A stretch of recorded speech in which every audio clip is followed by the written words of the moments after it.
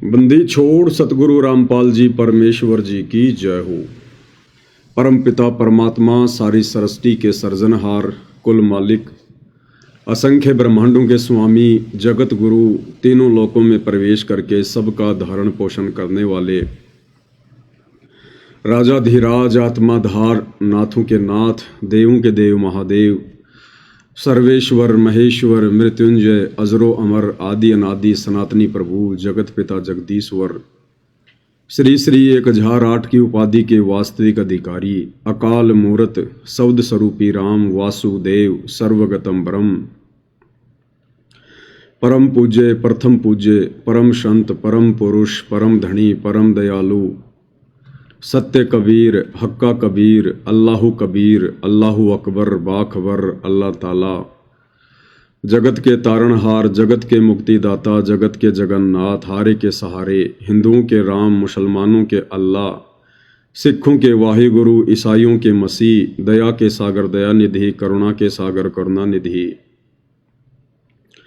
स्वयंभू परिभू संकट मोचन कष्ट हरण मंगल करण दुख भंजन अविगत कबीर निर्विकार निर्विषम परमात्मा अलय अलेख सतगुरु आदि अनादि सतगुरु असली मर्यादा पुरुषोत्तम असली राम असली कृष्ण असली घनश्याम असली मुरारी राजाओं के राजा महाराजाओं के महाराजा सहनसाओं के सहनसा सम्राटों के सम्राट भगवानों के भगवान अल्लाहों के अल्लाह प्रभुओं के प्रभु मसीहाओं के मसीह सच्चे वाहिगुरु बाबाओं के बाबा पीरों के पीर सेठों के सेठ जगत सेठ सावलसा सेठ सर्वगुण संपन्न अनंत कोटि कलाओं के स्वामी अनंत कोटि ब्रह्मांडों के नायक योगियों में महायोगी ध्यानियों में महाध्यानी सिद्धों में परम सिद्ध ज्ञानियों में तत्व ज्ञानी ब्रह्म ज्ञानी महाज्ञानी परम ज्ञानी सर्वश्रेष्ठ ज्ञानी विज्ञानी युवा कबीर समरथ कबीर असमवात अमित ओजा सच्चे रहनुमा करीम अल्लाह सुभान अल्लाह दुनिया के अंतिम पैगंबर 8 सितंबर 1951 से गांव धनाना जिला सोनीपत हरियाणा भारतवर्ष की पावन भूमि पे प्रकट रियल कल्कि भगवान श्री नारायण साकार हरि श्री बाबा साहिब नूर अनंत परमात्मा सच्चे दरवेश सच्चे बाखबर संत श्रोमणी सतगुरु रामपाल जी परमेश्वर जी के चरण कमल में साध संगति से जुड़े हुए देश विदेश से आप और हम सभी सत्सेवक भाई बहनों का अनंत कोटि दंडवत प्रणाम। सत्साई भाई और बहनों, बहुत बड़ी दया बहुत बड़ी मेहर पूज्य गुरुदेव भगवान की सतगुरु रामपाल जी परमेश्वर जी की, जिनके शुभ आशीर्वाद से विशेष आशीर्वाद से आप और हम सभी सत्सेवक भाई बहन साध संगति से जुड़कर ज्ञान को आधार बनाकर हर प्रकार से संघर्ष करते हुए मर्यादाओं में रहते हुए गुरु वचन में चलते हुए अपनी आत्मा के कल्याण हेतु भक्ति मार्ग पर निरंतर आगे की ओर बढ़ रहे हैं। भाई और बहनों, इस घोर कलयुग में इस कलयुग की बिचली पीढ़ी में पूज्य परमेश्वर रामपाल जी के विशेष आशीर्वाद के बिना इस प्रकार मर्यादाओं में रहकर और इस सतभक्ति मार्ग पर सफलता प्राप्त करते हुए आगे बढ़ना ये असंभव है। भाई और बहनों, असंभव। ये बहुत बड़ी मेहर है गुरुदेव भगवान की। भाई और बहनों, जिस प्रकार से आए दिन कोई न कोई जयंती कोई न कोई दिन भारतीय पंचांग में आता ही रहता है, जैसे कोई पर्यावरण दिवस है, कोई शहीद दिवस है, किसी की जयंती है, इसी प्रकार भाई और बहनों भारतीय कैलेंडर में भारतीय पंचांग में अगर दोगला दिवस होता, दोगला दिवस के नाम से अगर कोई दिन निर्धारित होता कि भाई संसार में सबसे बड़ा दोगला कौन, संसार की सबसे बड़ी दोगली संस्था कौन, अगर ऐसा कोई दिन होता वैश्विक दोगला दिवस, तो निसंदेह सतलोक आश्रम मैनेजमेंट हरियाणा इसमें प्रथम स्थान पर होता। प्रथम स्थान पर। दोगला मतलब जो दो तरफा बातें करता है, जिसका स्टैंड क्लियर नहीं होता है, जो झूठा महा झूठा कपटी, धोखेबाज, जिसकी एक बात नहीं होती, उसको कहते हैं दोगला। तो सतलोक आश्रम मैनेजमेंट हरियाणा, कौन सा सतलोक आश्रम मैनेजमेंट हरियाणा? वो सतलोक आश्रम मैनेजमेंट हरियाणा जो सन 2014 बरवाला कांड के बाद काल प्रेरणा से मनमुखी रूप से बना हुआ है और जगह जगह सतलोक आश्रम खोलकर धर्म को धंधे में तब्दील करके परमेश्वर की प्यारी आत्माओं के साथ में छल कपट कर रहा है, धोखाधड़ी कर रहा है और दोगले दोगले आदेश पारित करके सतगुरु रामपाल जी के नाम की आड़ में संगत को काल की गोद में बैठा रहा है। तो वो सतलोक आश्रम मैनेजमेंट हरियाणा निश्चित तौर पर यदि कोई वैश्विक दोगला दिवस होता तो उसमें प्रथम स्थान पर होता और हर साल प्रथम ही आता, दूसरे का नंबर लगने नहीं देता। आज इनकी ऐसी कुछ घटिया हरकतें, दोगली हरकतें भाई बहनों के सामने रखनी बहुत जरूरी है, क्योंकि हरियाणा में वर्तमान में एक मुद्दा बहुत ज्यादा जोर पकड़ा हुआ है, मनीषा हत्याकांड। 11 या 12 अगस्त को हरियाणा से एक बहन है जो पेशे से टीचर थी और कुछ लोगों ने मिलकर उसके साथ में बलात्कार किया, सामूहिक बलात्कार किया और बताया जाता है फिर उसकी लाश को सत विकसित करके उसकी आंखें निकाली गई, उसके सर को काट दिया गया और उसके बाद उसको खेतों में डाल दिया गया। और हरियाणा में वर्तमान में बहुत ज्यादा आक्रोश है, जगह जगह धरने प्रदर्शन हो रहे हैं, सरकार के खिलाफ लोग सड़कों पर उतर रहे हैं,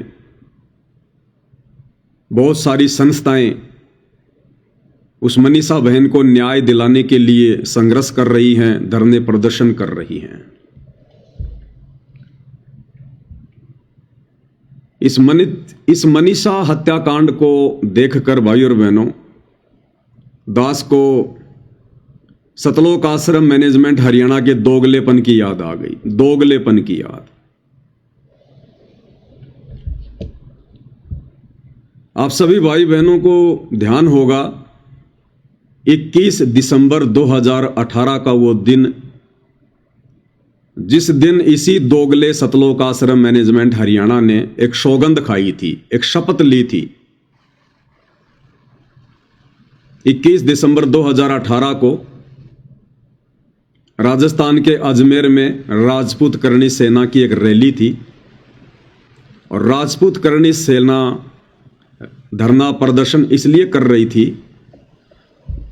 क्योंकि राजपूत समाज का एक गैंगस्टर आनंदपाल सिंह जो पुलिस एनकाउंटर में मारा गया था,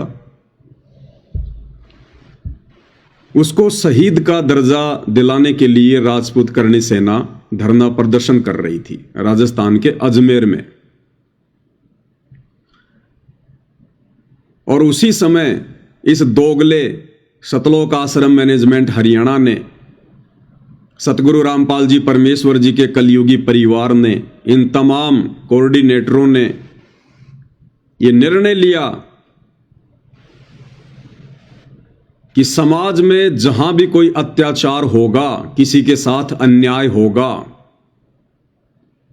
किसी भी संस्था के साथ या किसी भी कौम के साथ, किसी भी जाति के साथ, तो हम सर्व संत रामपाल जी के अनुयायी, राष्ट्रीय समाज सेवा समिति वाले, सतलोक आश्रम मैनेजमेंट हरियाणा वाले, हम चुप नहीं बैठेंगे और जिसके साथ अन्याय हो रहा होगा हम उसका पक्ष लेंगे, हर संभव उसकी मदद करेंगे, उसका साथ देंगे। और इन्होंने ऐसा किया भी, जो संकल्प इन सतलोक आश्रम वालों ने लिया था मनमुखी रूप से। हालांकि हमारे पूज्य गुरुदेव भगवान परमेश्वर रामपाल जी के भक्ति मार्ग में इस प्रकार के आडंबर की, पाखंड की, मनमाने आचरण की कोई जगह नहीं है। लेकिन ये कहाँ उनको परमेश्वर मानते हैं, कहाँ ये उनके ज्ञान पर चलते हैं। इनकी बुद्धि पर तो काल सवार है। तो इन्होंने एक ऐसा संकल्प लिया था और उस संकल्प के तहत भाइयों और बहनों, इन लोगों ने फिर राजपूत करणी सेना का दिल खोलकर समर्थन भी किया और वो समर्थन लेटर दास आपको दिखाना चाहेगा, क्योंकि इनके हर प्रकार के मनमाने आचरण के सबूत दास के पास में उपलब्ध हैं। समय आने पर भाई बहनों को धीरे धीरे सब कुछ दिखाया जाएगा। तो ये वो लेटर है भाई और बहनों, जो लेटर उस समय इन सतलोक आश्रम वालों ने राजपूत करणी सेना के समर्थन में मीडिया को दिया था। और इसमें क्या लिखा हुआ है? संत रामपाल दास महाराज जी के सर्व अनुयायी। अपने पूज्य परमेश्वर रामपाल जी के नाम के आगे दास लिख रहे हैं। ये दास सतलोक आश्रम मैनेजमेंट हरियाणा वाले आनंदपाल के फेक एनकाउंटर की सीबीआई जांच करवाने की राजपूत समाज की मांग का समर्थन करते हैं। यानी भक्ति मार्ग के हिसाब से देखें तो एक गुंडे की सीबीआई जांच का समर्थन सतलोक आश्रम मैनेजमेंट हरियाणा वाले कह रहे हैं कि हम करेंगे। एक गैंगस्टर की, एक गुंडे की सीबीआई जांच का समर्थन सतलोक आश्रम मैनेजमेंट हरियाणा वाले करने का संकल्प ले रहे हैं। संत होकर, भगत होकर। हमारे मिशन का मूल उद्देश्य यह है, अब देखना क्या है इनका टारगेट। भक्ति इनका टारगेट नहीं है, इनका टारगेट देखो क्या है। हमारे मिशन का, यानी एक तो है सतगुरु रामपाल जी का मिशन। अब सतगुरु रामपाल जी के मिशन में तो भाई गुंडों की सीबीआई जांच का समर्थन कहीं नहीं है। तो ये क्या कह रहे हैं? हमारे मिशन का मूल उद्देश्य, हमारे यानी सतलोक आश्रम मैनेजमेंट हरियाणा के मिशन का मूल उद्देश्य यह है कि जिस भी कौम यानी जाति या संस्था के साथ अत्याचार और अन्याय होगा, हम उसका पक्ष लेंगे और न्याय दिलवाने में सहयोग देंगे। हम उसका पक्ष लेंगे। इन मूर्खों ने भाई और बहनों गुरुदेव के सत्संग कभी सुने ही नहीं। इस परमेश्वर के सत भक्ति मार्ग में, शास्त्र अनुकूल भक्ति मार्ग में पक्ष और विपक्ष के लिए कोई भूमिका नहीं है। परमेश्वर अपनी अमरवाणी में कहते हैं कि पक्षा पक्षी के कारणे सब जग रहा भुलान। पक्षा पक्षी यानी पक्ष और विपक्ष के मसले में ये पूरा संसार उलझा हुआ है, बिना ज्ञान के, बिना सतगुरु के। कि पक्षा पक्षी के कारणे सब जग रहा भुलान और निष्पक्ष होकर हरि भजय सोहे संत सुजान। और सत भक्ति मार्ग में भगत का क्या लक्षण बताया गुरुदेव ने? कि जो निष्पक्ष होकर ना किसी का पक्ष ले और ना किसी के विपक्ष में खड़ा हो, सृष्टि रचना को सुनकर समझकर, अपने गुरुदेव के प्रवचन सुनकर समझकर और इस काल लोक के झंझट को समझकर यहां से केवल अपना पीछा छुड़वाने के लिए भक्ति ही करेगा। ये दुनियादारी के चक्कर में नहीं पड़ेगा, उसका पक्ष ले लो, उसके विपक्ष में खड़ा हो जाओ। ये तो सांसारिक लोगों के काम होते हैं, काल प्रेरित लोगों के काम होते हैं। परम संत के भक्तों के काम नहीं होते किसी का पक्ष लेना और किसी के विपक्ष में खड़ा होना। क्योंकि परमात्मा की वाणी है कि एक शत्रु एक मित्र है, भूल पड़ी रे प्राण, और यम की नगरी जाएगा शब्द हमारा मान। अब यदि आपने किसी का पक्ष ले लिया तो वो क्या बन गया? आपका मित्र। अब यदि आप किसी का पक्ष लोगे तो सामने कोई विपक्ष में भी होगा, तो वो विपक्षी आपका कौन बन गया? शत्रु। तो ये भक्ति मार्ग में नहीं चलता ये। इसलिए परमेश्वर कहते हैं एक शत्रु एक मित्र है, भूल पड़ी रे प्राणी, और यम की नगरी जाएगा शब्द हमारा जानी। लेकिन इन लोगों की तो रामायण अलग ही है भाई और बहनों। इनका ज्ञान अलग है, इनका विधान अलग है, इनका मिशन अलग है। सतगुरु रामपाल जी के ज्ञान से इनके विचार कोसों तक मेल नहीं खाते आश्रम वालों के। तो क्या कह रहे हैं? हम उसका पक्ष लेंगे और न्याय दिलवाने में सहयोग देंगे। पहले तुम तो ले लो न्याय। अरे 2014 में बरवाला कांड हुआ था, हमारे निर्दोष गुरुदेव भगवान हिसार जेल में बैठे हैं 12 साल से। मिल गया तुम्हें न्याय? तुम पहले अपना घर का न्याय तो सुलझा लो, अपने घर का झगड़ा तो सुलझा लो, दुनियादारी में तो बाद में पड़ना। तुम्हें तो मिल गया न्याय, जो तुम दुनिया को न्याय दिलवाने का ठेका ले रहे हो। हम अहिंसावादी हैं, ये अहिंसावादी हैं, ये महात्मा गांधी के वंशज हैं। ये आए दिन भक्तों को लट्ठों से मारते हैं, लात घूंसों से मारते हैं, भक्तों के घरों में घुस घुस के मारते हैं ये सतलोक आश्रम मैनेजमेंट हरियाणा वाले गुंडे, और कहते हम अहिंसावादी हैं। कानूनी संघर्ष करके कानून के दायरे में रहते हुए हम कुर्बानी देकर न्याय दिलाएंगे। क्यों भाई, तुम्हारा गुरु समर्थ नहीं है क्या? तुम्हारा गुरु कोई काल प्रेरित है क्या? काल का भेजा हुआ संत है क्या, जो तुम लोगों ने कुर्बानी देनी पड़ेगी? या तुम ही ठेकेदार बन रहे हो? तुम्हारा गुरु कुछ नहीं करेगा, भक्ति से कुछ नहीं होगा, परमात्मा के विधान से कुछ नहीं होगा। कह रहे हम ही हर प्रकार से कानूनी दायरे में रहते हुए कुर्बानी देकर न्याय दिलवाएंगे। अगर तुमने अगर कुर्बानी देकर किसी को न्याय दिलवाना है तो फिर भक्ति क्या काम आई भाई? फिर क्यों तीनों समय की आरती कर रहे हो, क्यों मंत्र जाप कर रहे हो भाई? फिर ये भक्ति कौन से दिन काम आएगी अगर तुमने अपनी कुर्बानी देकर दुनिया को न्याय दिलाना है? और हम भक्तों ने दुनिया को न्याय दिलाने का कोई ठेका ले रखा है क्या? इस अन्यायी के लोक में न्याय कहां है? निरंजन धन तेरा दरबार, यहां तनिक ना न्याय विचार। अरे मूर्खों, कभी सत्संग सुन लिया करो, घंटा आधा घंटा बैठ के शांति से, या पूरा जीवन अपना इसी गंदी राजनीति में समाप्त करोगे? अगर गुरुदेव के सत्संगों पर जरा भी विचार करते तो तुम इस प्रकार का समर्थन कदाचित ना करते, शौपन में भी ना करते। और तुम्हारी ये भाषा ये मूर्खों की भाषा है, ये भगतों की भाषा नहीं है। बड़े दुख की बात है कि कानून के रखवाले कानून का उल्लंघन करते हैं। कानून के रखवाले कौन? ये पुलिस प्रशासन। तो पुलिस प्रशासन को क्या कह रहे हैं? बड़े दुख की बात है कि कानून के रखवाले कानून का उल्लंघन करते हैं। मान लेते हैं कि आनंदपाल ने हत्याएं की थी, यानी आनंदपाल ने जो हत्याएं की थी उसको तो ये लोग हल्के में ले रहे हैं। और क्या कह रहे हैं कि मान लेते हैं कि आनंदपाल ने हत्याएं की थी, जिस कारण से वे अपराधी माने गए थे। जिन्होंने आनंदपाल को गिरफ्तार करके फिर उसकी हत्या की तो वे क्या हैं? महाअपराधी। कहते मान लेते हैं कि आनंदपाल ने लोगों को मारा, हत्याएं की, लेकिन जिन लोगों ने आनंदपाल सिंह को पकड़ के, यानी उन पुलिस वालों ने आनंदपाल सिंह को पकड़ के और जो उसका एनकाउंटर किया, कहते हैं वो पुलिस वाले महाअपराधी हैं, महाअपराधी। अब ये ज्ञान कहां से ले आए भाई और बहनों ये लोग?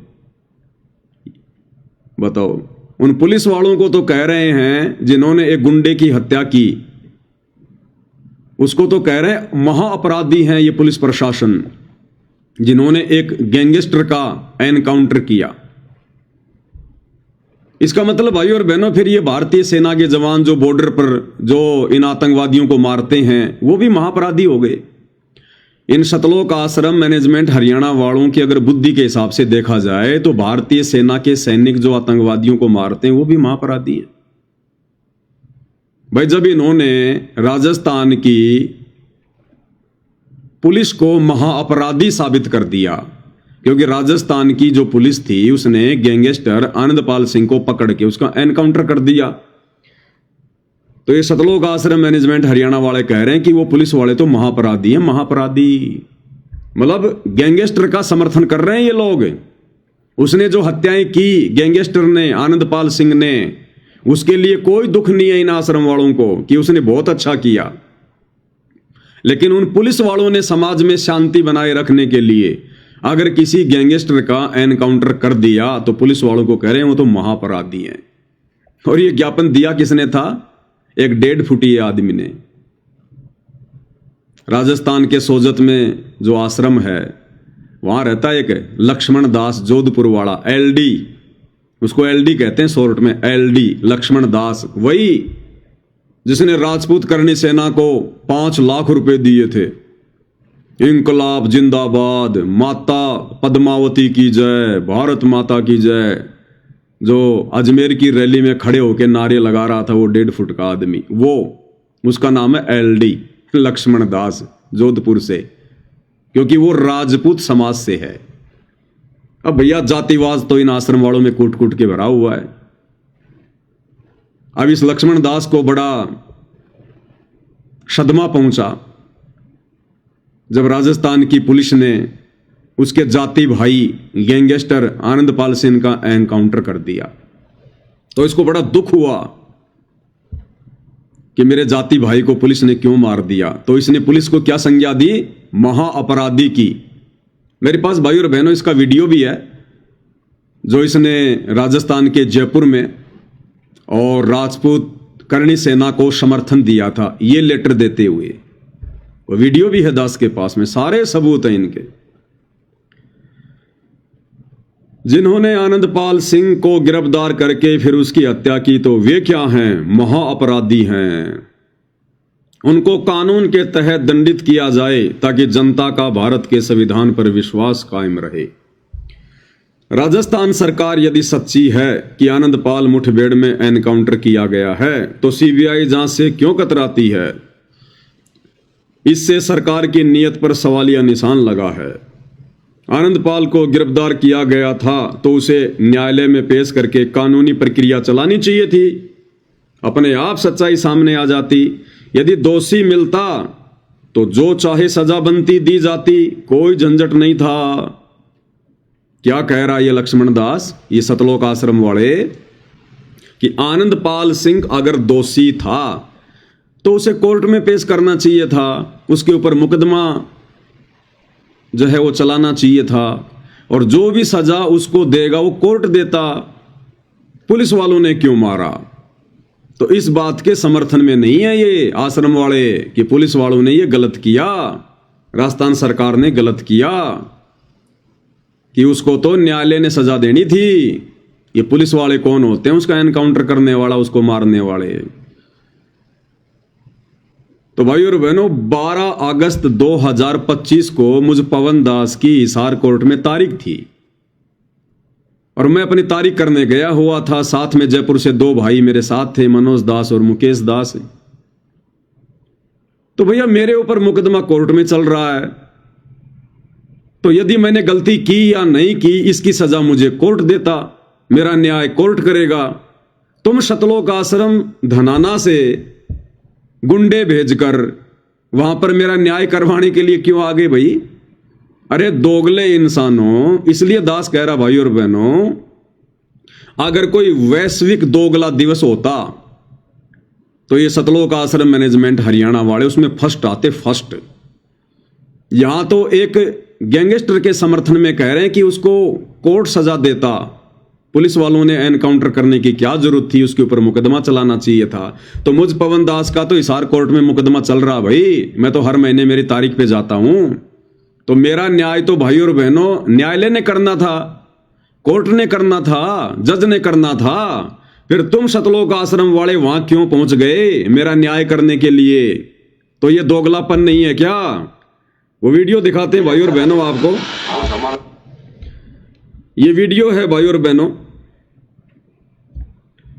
ये 12 अगस्त, ये जो घटना है ये 12 अगस्त 2025 की है। हिसार कोर्ट के बाहर इंडियन पेट्रोल पंप की है। इंडियन पेट्रोल पंप जिसका नाम है नेशनल फिलिंग स्टेशन। और ये 2 भाई जो आपको दिखाई दे रहे हैं ये जयपुर से हैं और इनके पीछे से अब ये गाड़ी आएगी।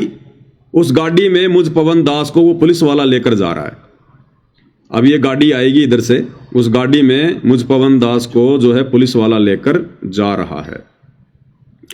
और ये दोनों भाई वहां पे खड़े हो गए। ये जा रही वो गाड़ी, इस गाड़ी में मैं पवन दास उस पुलिस वाले के साथ में, और ये दोनों भाई यहां पर हैं और ये फिर आगे जा रहे हैं। और पीछे से ये जो नीली नीली जो टी शर्ट में है जिसने मनोज दास को अभी पकड़ा है, और जो लाल टी शर्ट में है जो पीछे जा रहा है, ये सारे के सारे व्यक्ति सतलोक आश्रम जो है धनाना से, ये बदमाश व्यक्ति, गुंडे व्यक्ति, ये सतलोक आश्रम धनाना से भेजे गए थे।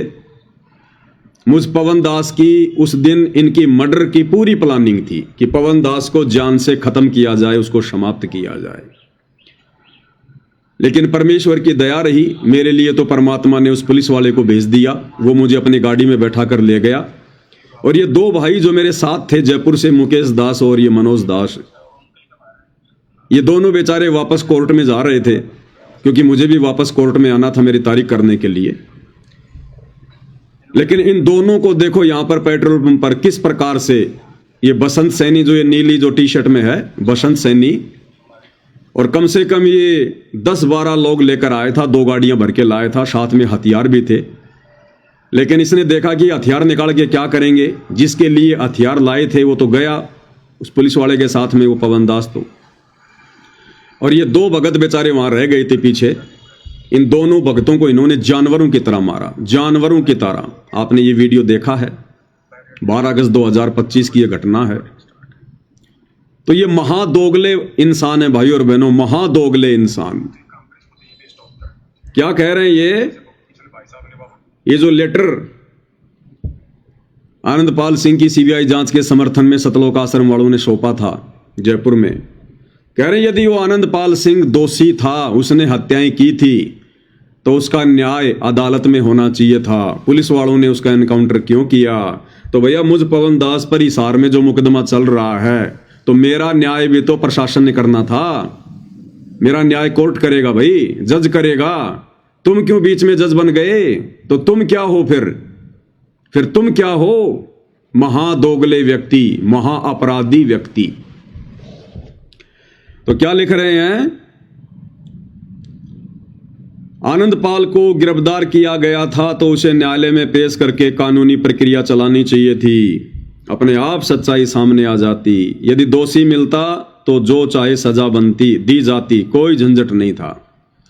अब तो सीबीआई जांच सरकार को करवानी होगी ताकि दूध का दूध और पानी का पानी हो सके। जब तक सीबीआई जांच का आदेश सरकार नहीं करेगी तब तक हम राजपूत समाज के दुख में दुखी रहेंगे। अब वही बात है भाई और बहनों, परशुराम जी वाली। अब फिर से अगर मैं कोई शब्द कहूंगा तो फिर से ये नालायक इंसान मेरे पीछे पड़ जाएंगे। अब बताओ ये राजपूत समाज इनका क्या लगता था? क्या लगता है इनका? हमारा तो भगत समाज है भाई। अरे सतगुरु रामपाल जी परमेश्वर जी की शरण में आने के बाद हमारा समाज तो भगत समाज है, राजपूत हमारा समाज नहीं है। लेकिन क्या कह रहे हैं ये लोग? तब तक हम राजपूत समाज के दुख में दुखी रहेंगे, अपना हर संभव साथ कानून के दायरे के अंतर्गत रहकर आंदोलन करके देंगे। ये इनका लेटर है। नीचे लिखा है, प्रार्थी संत रामपाल दास जी के सर्व अनुयायी। बकवाद करते हैं ये चंद लोग और सारी संगत को लपेटे में ले लेते हैं, सर्व अनुयायी, सर्व अनुयायी।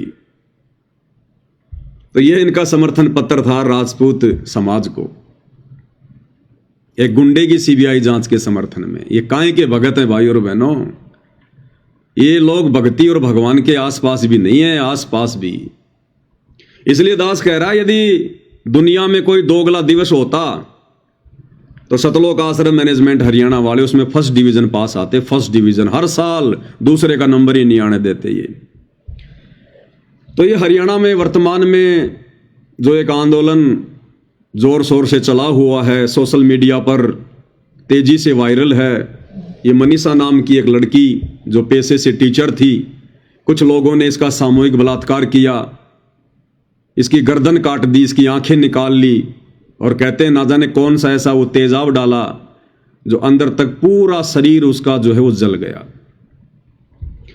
अब सतलोक आश्रम मैनेजमेंट हरियाणा वालों से मेरी प्रार्थना है कि भाई राजस्थान का एक गैंगस्टर, राजस्थान में राजस्थान का गैंगस्टर, अरे उसकी सीबीआई जांच करवाने के लिए तुम हरियाणा से राजस्थान में चले गए, प्रेस कॉन्फ्रेंस कर रहे हो, सरेआम तुम उनको समर्थन दे रहे हो और ये संकल्प ले रहे हो कि समाज में यदि किसी भी संस्था के साथ, किसी भी कौम के साथ अगर कोई अन्याय होगा तो हम सतलोक आश्रम वाले उसका हर संभव पक्ष लेंगे, कानून के दायरे में रहकर हम उसको न्याय दिलाएंगे। तो भैया अपने राजस्थान में भी आने की जरूरत नहीं है। अरे ये तो तुम्हारे स्टेट में, हरियाणा में, और भाई सतलोक आश्रम वालों भिवानी में तो तुम्हारा आश्रम भी है। ये तो भिवानी की घटना है, और भिवानी में तो तुम्हारा आश्रम भी है। तो क्या अब तुम लोगों ने समाज को, किसी कौम को या किसी बहन को न्याय दिलवाना छोड़ दिया क्या? दल बदल लिया क्या? अरे फिर गए क्या अपने वचन से? तोड़ दी क्या अपनी शपथ? टूट गया तुम्हारा संकल्प? अरे तुम्हारे घर में, तुम्हारे होम टाउन में, भिवानी में, हरियाणा में इस बहन के साथ में कितना बड़ा अन्याय हुआ है, कितना बड़ा अत्याचार हुआ है। अरे वो आनंदपाल सिंह तो गुंडा था, वो तो गैंगस्टर था। उसके साथ यदि ऐसा हो गया तो कोई बड़ी बात नहीं है, लेकिन ये बेचारी नादान बोली वाली लड़की, ये बहन अपना नेक नीति से अपना कमा रही थी, खा रही थी, और कुछ लोगों ने जो हवस के शिकारी होंगे उन्होंने किस तरह से इस बहन की निर्मम हत्या की। पहले इसका बलात्कार किया, फिर इसकी निर्मम हत्या की, इसकी गर्दन काट दी, आंखें निकाल दी। अरे सतलोक आश्रम मैनेजमेंट हरियाणा वालों, तुम्हारा दिल नहीं पसीज रहा क्या? अरे तुम्हारा जमीर मर गया क्या? अरे कौन से कोने में दुब के पड़े हो भाई? तुम्हें दिखाई नहीं दे रहा क्या ये कितना बड़ा अत्याचार हुआ इस बहन के साथ में? और तुम लोगों ने तो शपथ ले रखी है, संकल्प ले रखा है कि हम अन्याय होने नहीं देंगे। अरे पूरा हरियाणा एकजुट है इस बहन को न्याय दिलवाने के लिए। अरे सतलोक आश्रम वालों, तुम कौन से बिल में छुप के बैठे हो? क्या तुम्हें यह घटना दिखाई नहीं दे रही क्या? दोगले इंसानों, इसलिए तुम दोगले हो, दोगले। गुंडे की सीबीआई जांच के समर्थन में राजस्थान पहुंच गए। 5-5 लाख रुपया दे रहे हो राजपूत करणी सेना को, और तुम्हारे हरियाणा में इस बहन के साथ कितना बड़ा अत्याचार हुआ है। तुम्हारा दिल नहीं पसीज रहा? क्यों नहीं आ रहे तुम इसके समर्थन में भाई और बहनों? अब इनकी मजबूरी बन गई। अगर ये सतलोक आश्रम मैनेजमेंट हरियाणा, सतलोक आश्रम धनाना वाले, भिवानी वाले, गुरुजी के परिवार वाले, अगर इस मनीषा बहन को न्याय दिलाने के लिए अगर रोडों पर आते हैं या संगत को बुलाते हैं तो इनके आश्रमों के ताले लग जाएंगे, ताले। ये बड़े स्वार्थी जीव हैं, मौका परस्त इंसान है ये आश्रम वाले। इन्हें पता है कि पूरा का पूरा हरियाणा इस बहन को न्याय दिलाने के लिए हरियाणा सरकार के विपक्ष में है, क्योंकि अभी तक वो हत्यारे पकड़े नहीं गए, वो बलात्कारी पकड़े नहीं गए, अभी तक इस बहन को न्याय नहीं मिला। हरियाणा की जनता में हरियाणा की बीजेपी सरकार के प्रति रोष है। और ऐसे में भाई सतलोक आश्रम मैनेजमेंट हरियाणा वाले, परमेश्वर रामपाल जी के परिवार वाले, ये लोग कैसे इस बहन को न्याय दिलाने के लिए रोडों पर उतर आएंगे? क्यों? क्योंकि आजकल ये लोग बीजेपी सरकार के दलाल बने हुए हैं। सतगुरु रामपाल जी के परिवार वाले, सतलोक आश्रम मैनेजमेंट हरियाणा वाले, ये तो बीजेपी सरकार की गोद में बैठे हुए हैं। जहां भी हरियाणा के मुख्यमंत्री की रैली होती है वहां भीड़ जुटाते हैं, भक्तों को ले जाते हैं, मुख्यमंत्री की रैली को सफल बनाते हैं, क्योंकि मुख्यमंत्री जी के आशीर्वाद से, मुख्यमंत्री जी के रहमो करम से इनके आश्रम चल रहे हैं, इनका धार्मिक धंधा चल रहा है। और ऐसे में यदि ये लोग इस बहन के समर्थन में आ गए तो सीधा सीधा हरियाणा सरकार के विपक्ष में माना जाएगा। और यदि हरियाणा सरकार को इस बात का पता चल गया कि बाबा रामपाल के परिवार वाले, सतलोक आश्रम मैनेजमेंट हरियाणा वाले ऐसे ऐसे रोडों पर उतर आए हैं, तो भाई इनके आश्रमों के ताले नहीं लग जाएंगे क्या? इनका धार्मिक धंधा चौपट नहीं हो जाएगा क्या? क्योंकि इनके आश्रम सतगुरु रामपाल जी के आशीर्वाद से नहीं बल्कि हरियाणा सरकार के आशीर्वाद से चल रहे हैं। इसलिए ये लोग अब अपने दोगलेपन पे आ गए, दोगलेपन पे। अब इनको दिखाई नहीं दे रहा कि समाज में कहां न्याय हो रहा है, कहां अन्याय हो रहा है। ये मौका परस्त इंसान है, मौका परस्त।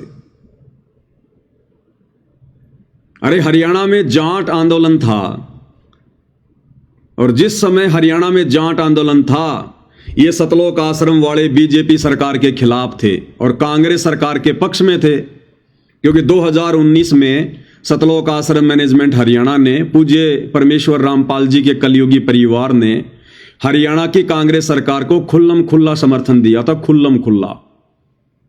तो जाट आंदोलन के समय ये आश्रम वाले बीजेपी सरकार के विरोध में थे, इसलिए इन्होंने झट से बीजेपी सरकार के विरोध में हरियाणा के जाट आरक्षण को समर्थन दे दिया।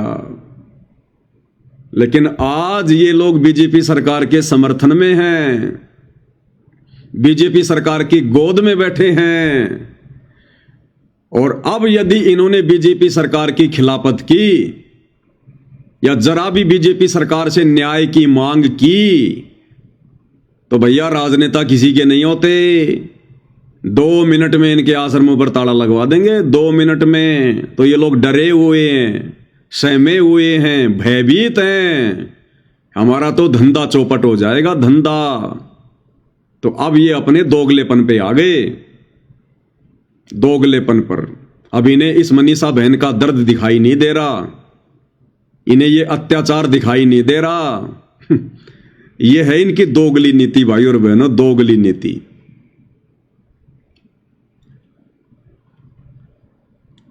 और आध्यात्मिक तौर पर भाई और बहनों, यदि हम चर्चा करें परमेश्वर जी के ज्ञान आधार से, तो वर्तमान में जो घटना इस मनीषा बहन के साथ में घटित हुई है, ऐसी घटनाएं भाई और बहनों क्यों घटित हो रही हैं? क्योंकि समाज शास्त्र अनुकूल शत भक्ति नहीं कर रहा है, समाज देखा देखी वाली भक्ति कर रहा है, समाज लोक वेद में फंसा हुआ है, जिस कारण से भक्ति से जो लाभ होना चाहिए, भक्ति करने से भगवान की तरफ से हमें जो सहायता मिलनी चाहिए, जो मदद मिलनी चाहिए, वो मदद आज समाज को नहीं मिल पा रही है। अरे आज भी समाज उसी विष्णु भगवान की भक्ति कर रहा है जिस विष्णु भगवान की भक्ति भगत प्रहलाद कर रहा था। तो भगत प्रहलाद की कैसे रक्षा होगी भाई? वर्तमान में विष्णु जी की अर्थात श्री कृष्ण जी की भक्ति करने वालों की मदद क्यों नहीं हो रही? क्योंकि वर्तमान में शास्त्र अनुकूल भक्ति कोई नहीं कर रहा। आज भी समाज उसी श्री कृष्ण जी के मंदिर में जाता है, उसी श्री कृष्ण जी की भक्ति करता है, जन्माष्टमी मनाता है। जिस श्री कृष्ण जी ने और मीराबाई के जहर को अमृत बना दिया था, हालांकि बनाने वाले तो परमात्मा थे, लेकिन समाज को समझाने की दृष्टि से बोला जा रहा है। तो आज वो श्री कृष्ण जी की भक्ति ऐसे समय में भाई बहनों के काम क्यों नहीं आ रही? जिस श्री कृष्ण जी की भक्ति करने से द्रौपदी का चीर बढ़ गया, उसकी साड़ी बढ़ गई, दुशासन जैसा योद्धा जो साड़ी उतार रहा था खींच खींच के थक गया, पसीने आ गए, लेकिन द्रौपदी नंगी नहीं हो पाई। आज भी ये समाज उसी श्री कृष्ण की, उसी श्री विष्णु की भक्ति कर रहा भाई। आज क्यों हमारी बहनों के साथ में बलात्कार हो रहे हैं? आज क्यों उनके ऊपर अत्याचार हो रहे हैं? आज क्यों नहीं आ रहे श्री कृष्ण जी? आज क्यों नहीं आ रहे श्री विष्णु जी मदद करने के लिए? भगवान तो वही है ना, भगवान थोड़े बदल गए। लेकिन भाई और बहनों, आप और हमारा भक्ति करने का ढंग बदल गया, हमारा तरीका बदल गया, इसलिए समाज दुखी है, परेशान है। अगर ये मनीषा बहन शास्त्र अनुकूल भक्ति करती, साधना करती, यदि इसका परिवार भक्ति करता, और वर्तमान में पूरे विश्व में शास्त्र अनुकूल शत भक्ति के दाता केवल परमेश्वर रामपाल जी हैं, और संसार में कोई गुरु कहलाने का अधिकारी नहीं है, कोई उपदेश देने का अधिकारी नहीं है, किसी के पास में सतज्ञान नहीं है, चाहे कितने बड़े बाबा बन के बैठे हैं। इस देश के चारों शंकराचार्यों को भी भक्ति मार्ग का कै ख गै भी ज्ञान नहीं है, कै ख गै भी। बाकी ये छोटे मोटे बाबा प्रेमानंद, धीरेन्द्र शास्त्री, अनुरुद्धाचार्य, रितेश्वर महाराज, ये मंडलेश्वर, इनकी तो फिर बिसात ही क्या है, औकात ही क्या है भाई और बहनों। ये तो केवल दिखाई देने में अच्छे लगते हैं, लाल पीले कपड़े पहन लेते हैं, माथे पे चंदन का तिलक लगा लेंगे, राख लगा लेंगे, केवल दिखाई देने में अच्छे लगते हैं कि ये बाबा हैं। केवल बाहरी दिखावा बाबा का है, अंदर से बिल्कुल थोते खाली। परमात्मा कहते हैं कंठी माला सुमरणी पहनने से क्या होए, ऊपर डूंडा साधु का, यानी ऊपर से तो साधु दिखाई देता है और अंदर राख्या खो। अंदर कुछ भी नहीं है भक्ति के नाम पर, भगवान के नाम पर, साधना के नाम पर, कोरा पाखंड आडंबर। इसलिए इस बहन की इज्जत रक्षा नहीं हो पाई। इस जैसी ना जाने कितनी बहनों की इज्जत रोजाना लुट रही है,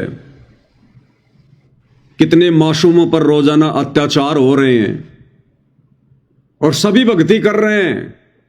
कोई ऐसा परिवार नहीं जो भक्ति नहीं करता। ये बहन मनीषा भी सारे त्योहार मनाती होगी, ये भी मंदिरों में जाती होगी, देवी देवताओं की पूजा करती होगी, व्रत उपासना करती होगी। अब क्यों काम नहीं आए वो भगवान, वो देवी देवता?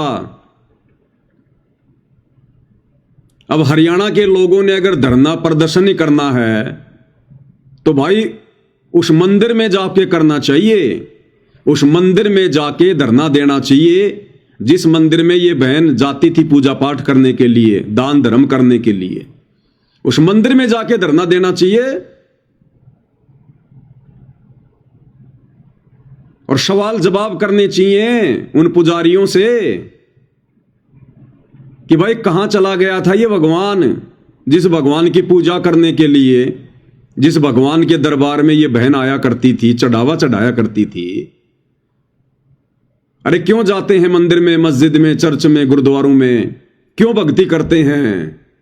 इसीलिए तो करते हैं ना कि भगवान आने वाले समय में हमारे परिवार पर, हमारे बच्चों पर कोई संकट आए तो आप उसको टाल दीजिएगा। हे परमेश्वर, हम आपके मंदिर में आ रहे हैं, हम आपको भोग लगा रहे हैं, हम यहां पर दान दक्षिणा कर रहे हैं, हम धर्म कर रहे हैं, ताकि हमारे ऊपर कोई संकट आए तो आप उसे पहले ही नष्ट कर दो। हमारी रक्षा करना प्रभु, संकट के समय हमारे बच्चों की रक्षा करना। इस मनीषा की मां भी जाती होगी मंदिर में, इसका पिता भी जाता होगा मंदिर में, भाई हिंदू परिवार से हैं तो धार्मिकता तो है ही। तीर्थ व्रत उपवास, मंदिर में जाना, ये तो सब करते होंगे। तो उस मंदिर में जाके धरना दो कि कहां मर गया भगवान, कहां चला गया था भगवान, नींद में सो रहा था क्या वो भगवान जिसकी ये पूजा किया करती थी? फिर कौन से दिन के लिए पूजा किया करती थी, या कौन से दिन के लिए भगवानों की पूजा करते हैं हम? कोई खेत में हल जुतवाने के लिए थोड़ा ना भगवानों की हम पूजा करते हैं। वो मंदिरों में जाके धरना दो ना भाई। लेकिन भाई चाहे मंदिर में जाके धरना दे लो और चाहे मस्जिद में जाके धरना दे लो, जब तक ये पूरा विश्व, जब तक ये पूरा समाज शास्त्र अनुकूल सत भक्ति नहीं करेगा, सतगुरु रामपाल जी परमेश्वर जी को अपना सतगुरु धारण नहीं करेगा, क्योंकि उनके अलावा दूसरा कोई गुरु धरती पर है ही नहीं। बाकी तो गांव गांव में गुरु बन के बैठे हैं, अपने कर्म फोड़ रहे हैं, समाज को उल्टी दिशा दे रहे हैं, शास्त्रों के विरुद्ध साधना दे रहे हैं। भाई तब तक ये अत्याचार इसी प्रकार से होते रहेंगे, क्योंकि हम आत्माओं के जन्म जन्मांतरों के संस्कार एक दूसरे के साथ में उलझे हुए। आज तो हमें लग रहा है कि इस बहन के साथ में बहुत गलत हुआ, हमें दया आ रही है।